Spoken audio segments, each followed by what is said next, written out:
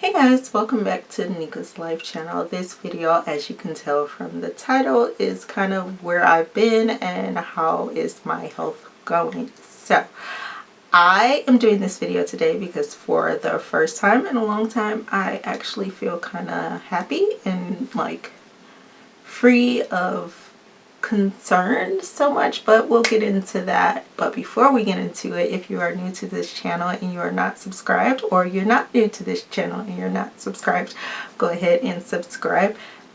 Make sure you give me a big old like on this video. If you would like to follow me on social media, all of that will be linked in the description. And if you would like to check out my website where you can find this shirt, Country Girl at Heart, because I am, you can find that on my website, which will also be linked in the description. So let's get into the video.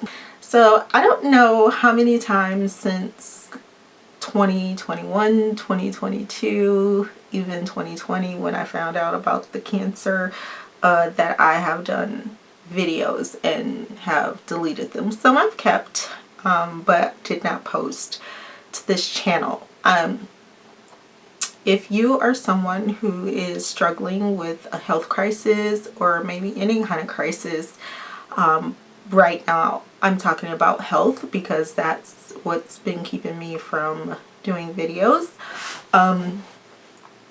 And anyone who has gone through or is going through maybe at the early stages of your cancer treatment, you could be at the end stages of your treatment or in the middle, wherever you are for your treatment, I think you will probably understand my view and my feelings and how hard things have been for me. So let's just start off. Let's just do a recap.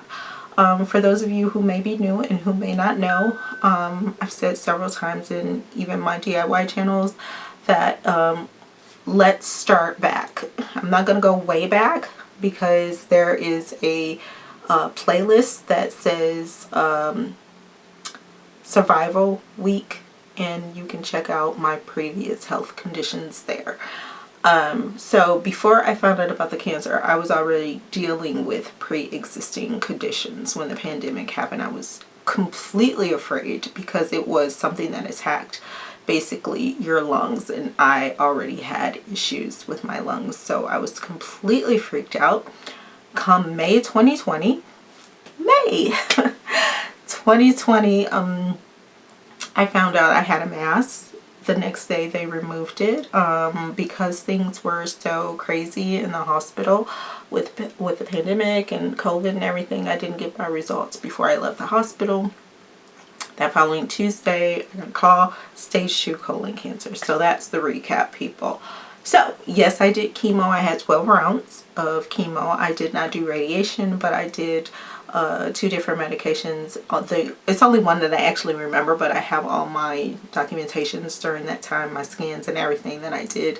It's all printed out. So I know one of the medications was, the shorter name for it is 5-FU. So if any of you know that, I did have, I'll show you my port scar. My doctor actually said it looks really good compared to some of the port scars. Yeah, I was going to get a tattoo there, but it's kind of like a badge of honor for me. Even the scar I have from the colon surgery is like, I don't want to cover it up. You know, there was a time in my life where I was so hard on myself and my body and just the way it looked. And, you know, after having kids, you get kind of that wrinkly, saggy belly, and it always kind of just bothered me. But after I had that surgery, I didn't care anymore because it was like, you know, this is my body. This body has been through so many things and has survived so many things. So why would I want to get rid of the memory of the struggle and the success of that struggle coming out of it? Am I completely healed mentally?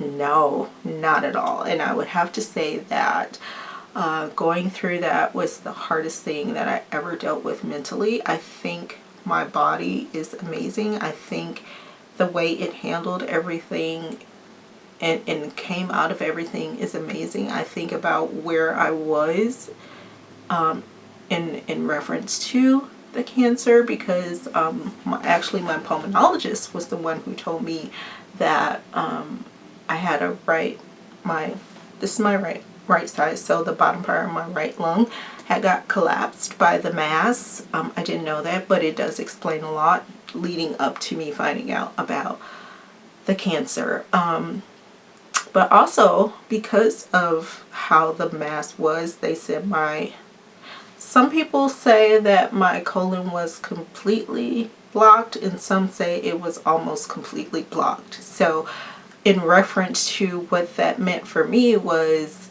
in a couple months I could have been in stage 3, stage 4. So I was pretty lucky, because a lot of people don't have the pain that I have, and some people just have the discomfort, and unfortunately when they find out, it's too late and they don't survive the colon cancer.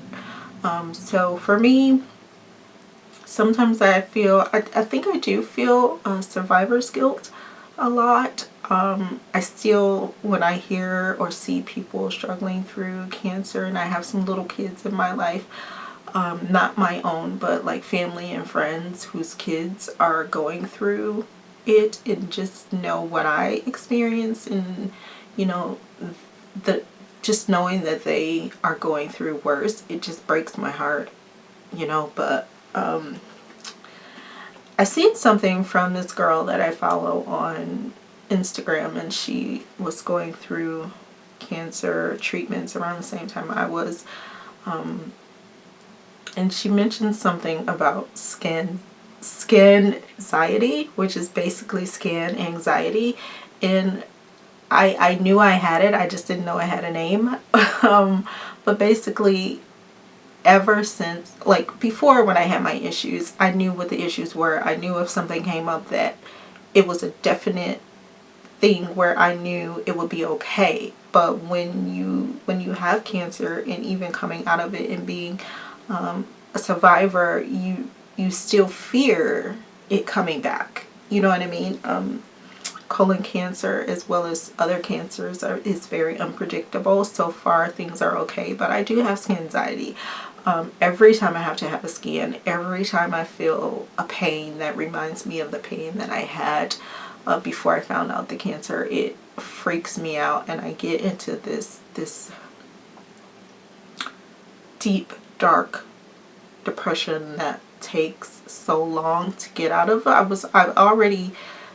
My life, I've been dealing with depression, anxiety, panic attacks, things like that. So that's not something that just came about because of the cancer. No, I actually take medication for it. I didn't really start taking medication until 2006 for that. But mentally, this is like the hardest thing for me. I'm going to say something. And a lot of you are going to be like, probably looking at me sideways when I say it, but I'm kind of all over the place. I didn't have a plan for this video. I just know I wanted to do it on a day that I was feeling okay and not going to be completely in tears, which is why none of the other videos got finished or uploaded, because I was just a ball of tears, and I'm not ashamed to say that anymore.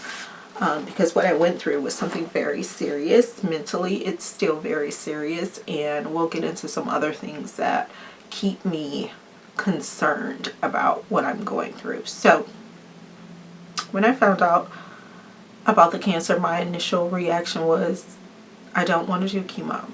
I don't know if I mentioned this in some of my earlier videos when I first found out about the cancer, and I posted that the one doctor from the hospital, now mind you, I already had a team of doctors already. I had a pulmonologist, I had a primary care physician, I had a hematologist, oncologist, because I have a blood disorder that he was already treating me for, gynecologist, all those kind of things. I already had those. So in the hospital there was a surgeon, so now I have a colorectal surgeon that I see yearly,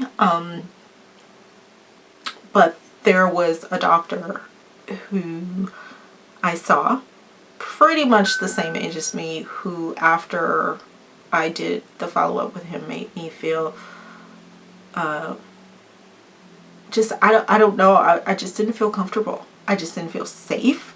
I did not think that what he was saying to me was fit for me, because everything that he said to me was based off of statistics and not based off of me as a patient.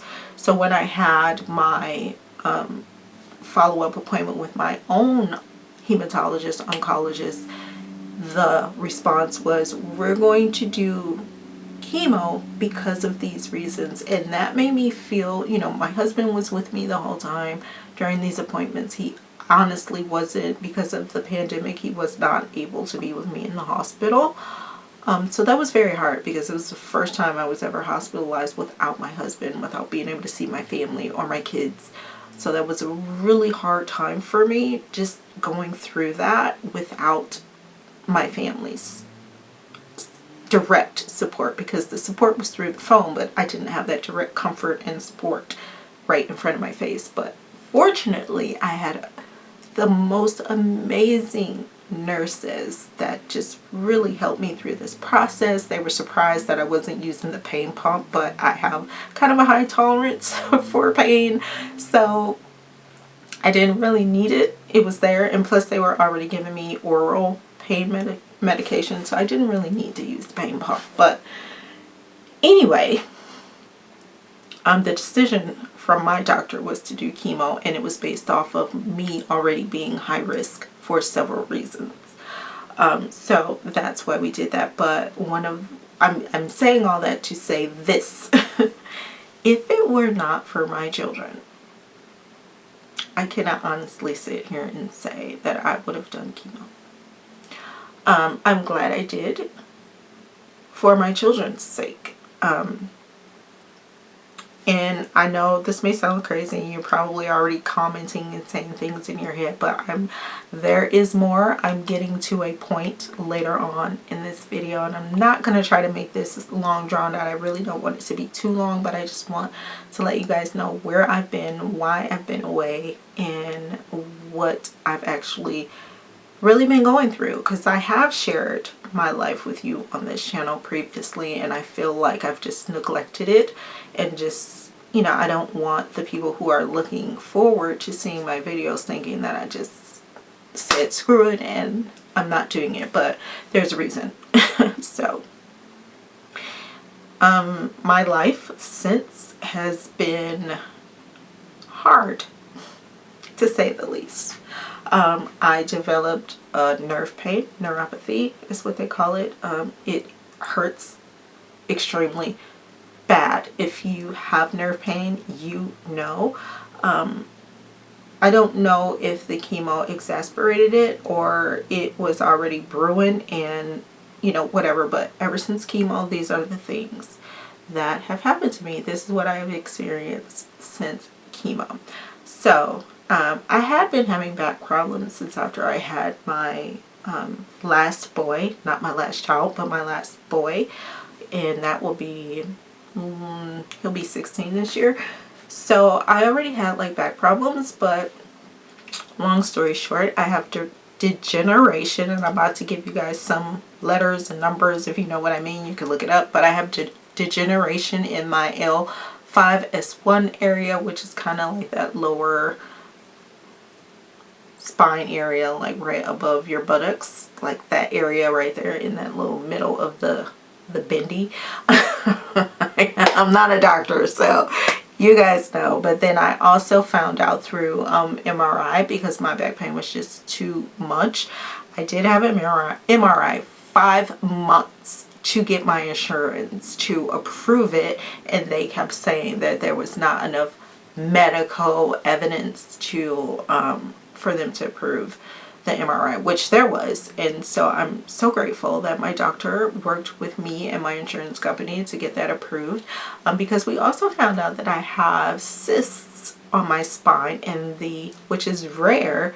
Also, the area that I have them in is even more rare. So I have them in the L3, L4 area and L4, L5 area. Now what I've read is most people only have it in like the L3 or L4 or the L4 and L5. I have them in both. So there's that. One of them is, so my scan was October 2022. This is May 2023. So I do have another MRI scheduled for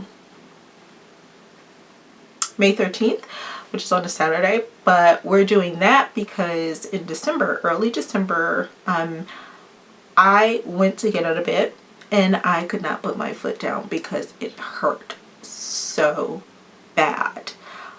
For months, I've been walking on my right side and not being able to completely put my left foot down. I don't know why. My doctors don't know why. And I have this like pain down my left leg that goes with it. So what we're hoping is that it's just coming from whatever's going on with my back and not that the cancer has metastasized, which means spread. So that's our hope. And I'm pretty confident at this point that it hasn't. And I'm hoping that it hasn't, only because I just had some recent blood work and it shows my cancer markers are not, I don't have anything that shows that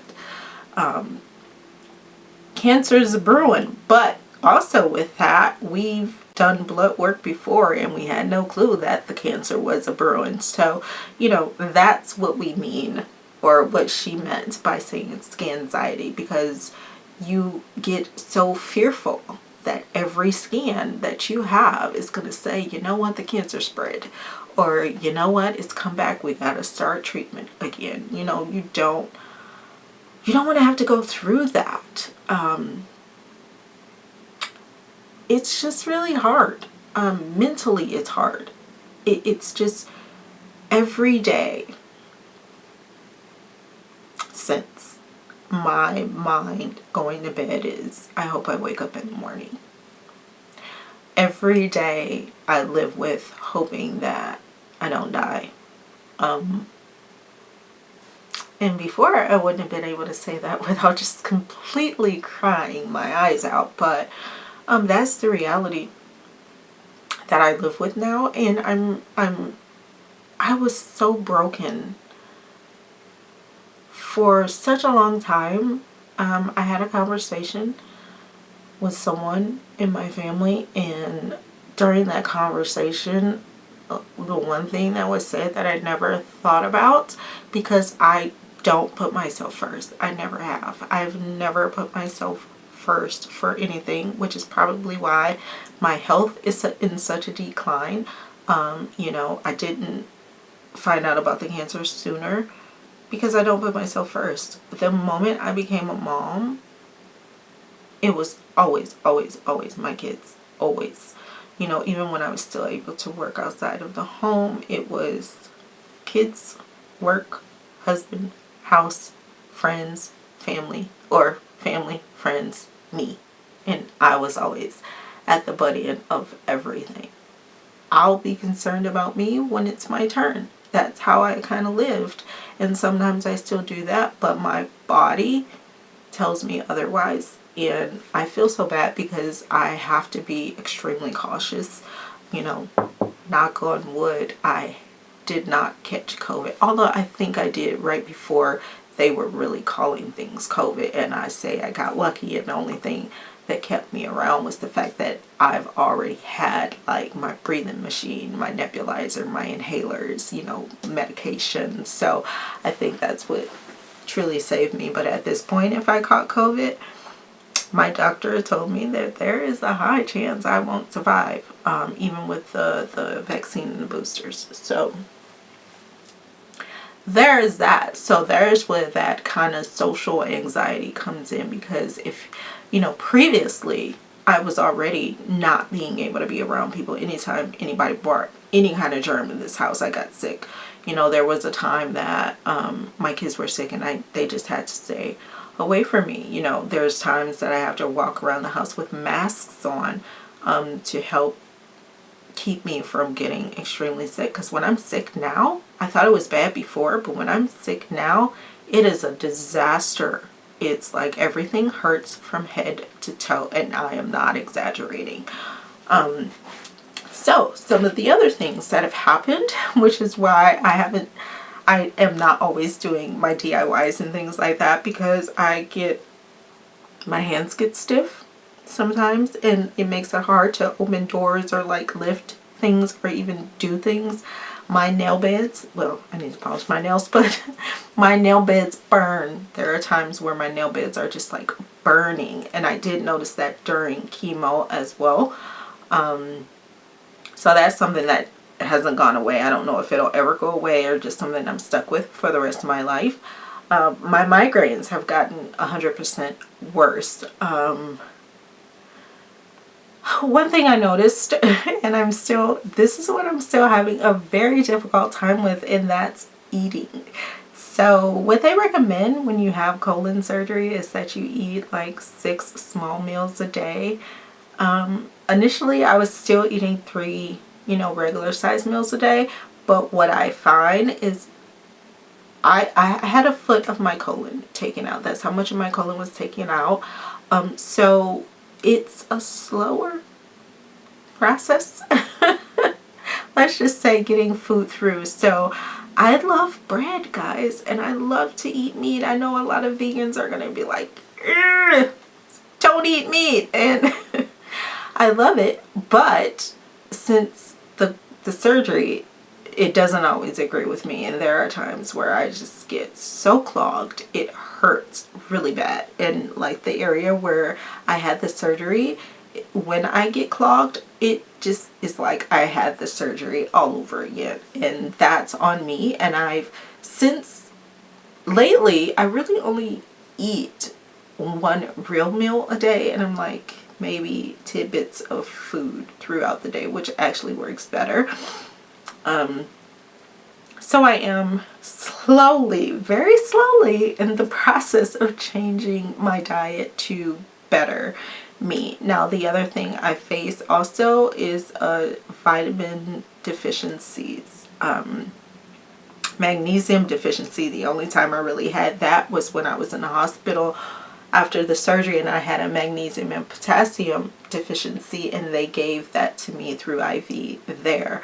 Now I have a magnesium deficiency. My vitamin D deficiency is really low. My iron keeps fluctuating. And, my B12 is the only thing that's really good right now, because I do get B12 shots every 3 months, and I was taking folic acid. But what I found was I have a really high level when I get the shots and I'm taking the folic acid. But the other thing, the folic acid helps to absorb the other vitamins that I'm deficient in. So it's kind of like I need to balance. So I have to figure out that balance and just kind of work with my doctors to find that balance. But yeah.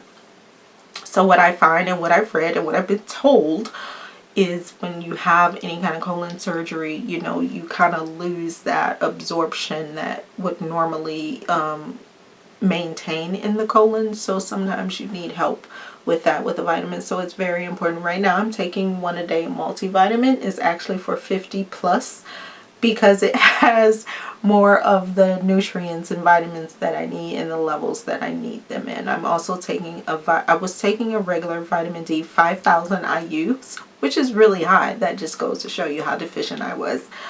But now I'm taking a prescription one because I was still really deficient in vitamin D. So I have to take a once a week vitamin D pill. I still have my 3 inhalers. What's going on internally? So I do have the bottom right lung that's collapsed. There is an area in the left lung that is collapsed also with the surgery that I had 13 years ago. So we have that I'm dealing with. So I'm at 73 the last time % lung function. I do have another breathing test in July that I have to do. Like I said, my migraines have gotten worse. What's really hard is that back pain. You have to use your back for basically every movement in your body, and you just don't even realize it. You see this? Raising your arms up, you can feel that, bending over, walking, trying to do anything is very hard. I can't sit for long periods of time. I can't stand for long periods of time. One, because of my left foot, I'm still dealing with that. And two, because of my back and the fact that it just hurts so bad. So the solution when I saw a neurosurgeon was that we weren't going to do surgery. He didn't want to do surgery. He said, don't let anyone fuse my back because that'll make it worse.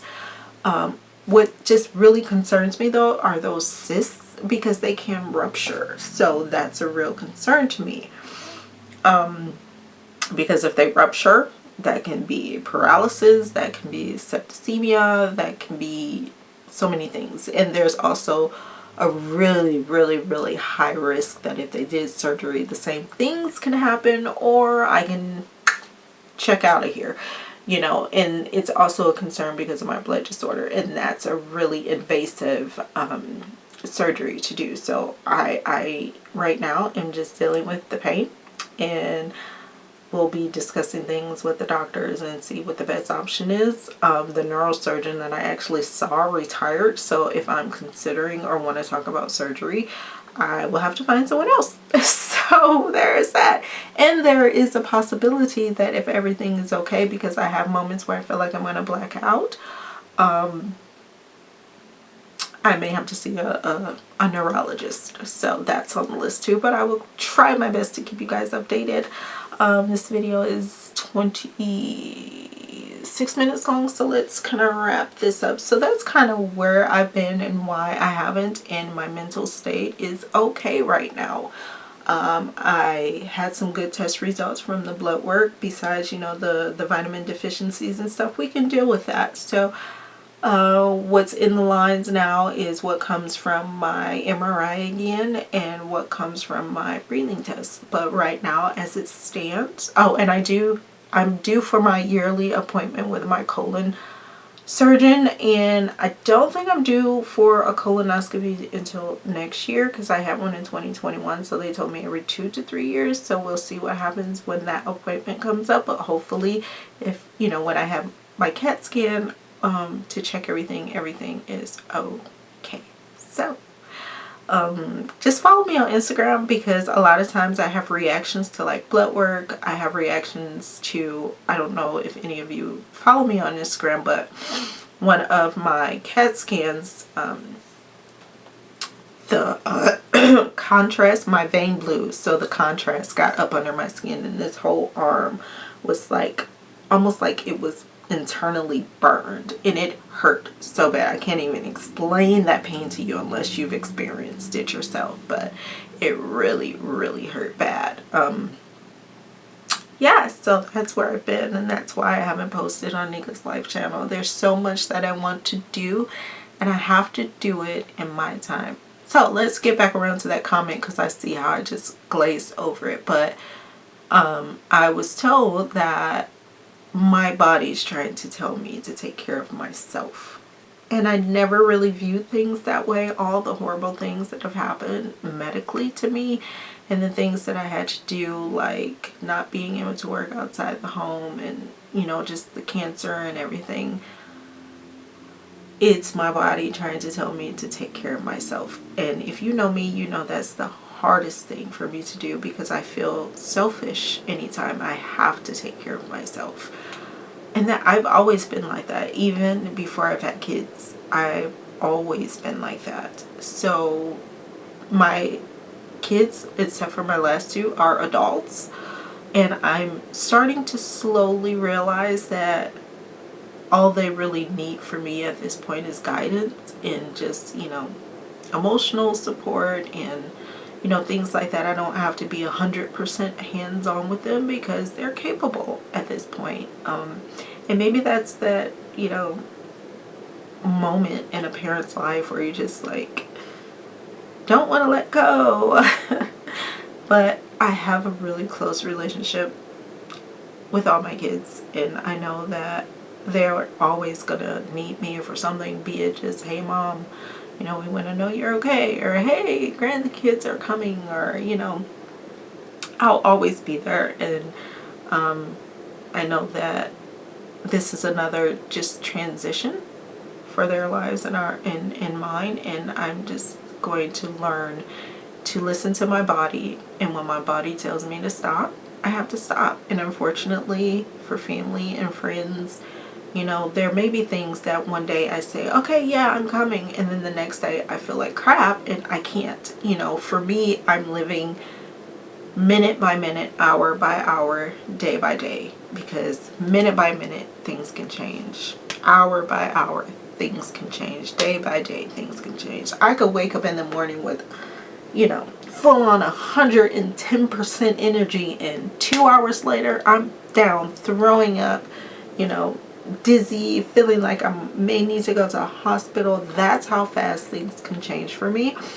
And a lot of people in my life, a lot of people that are close to me, still don't understand that to this day, and still take it as me making excuses. But that's my reality, and I'm not going to allow anyone to question my reality anymore, because I need to take care of myself so I can be here for as long as I possibly can on this earth, on this plane, to be here for my kids and my husband and my family and my friends who give a crap about me. So with that being said, I'm so grateful for all of you who have stuck around and who have been patiently waiting for a video from me. I really, really appreciate it, and I'm going to do my best to do videos when I can, and when I can't, I just hope you can really understand. But that's where chemo has left me. These are the results.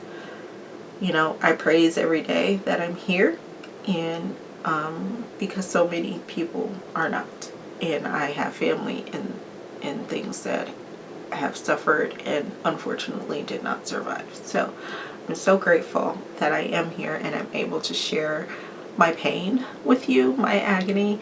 But as I said, this has been the hardest thing for me, more mentally than physically, because I can deal with the physical, but the mental part of just hoping that you wake up every day and hoping that, you know, the cancer isn't returned is kind of like the hardest thing that I deal with. And I don't know if I will ever be able to shake that. I'm hoping I do. I'm hoping as the years go on that I eventually do shake that, but there are factors, which I'm not going to go into right now, that make me not so sure. So maybe we'll talk about that in another video, but for now I'll just leave you with this and know that I'm doing the best that I can. I'm not going to say I'm doing great, because I'm not, but I am doing the best I can, and I'm doing everything to take care of myself so I can be here for those who care and love me. So until next time, bye.